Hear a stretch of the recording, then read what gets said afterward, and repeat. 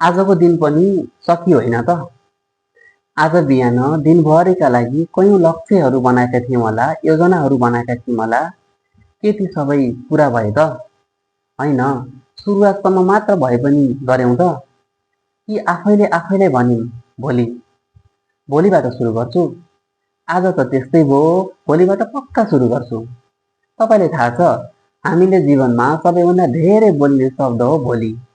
जुन शब्दले हाम्रो जीवनका कयौं सपनाहरू र अवसरहरूलाई मारिरहेको हुन्छ।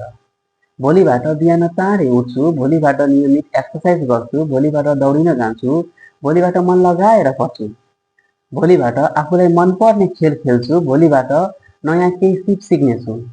तर त्यो भोलि कहिले आएन, किनकि जब भोलि आउँछ त्यो आज भइसकेको हुन्छ। त्यसैले हामीले जीवनमा केही परिवर्तन ल्याउनु छ भने भोलि होइन, आजैबाट सुरु गरौँ। हरेक दिन सानो सानो परिवर्तन ल्याउँ, किनकि सानो सानो परिवर्तनले नै जीवनमा ठुलो सफलता ल्याउँछ।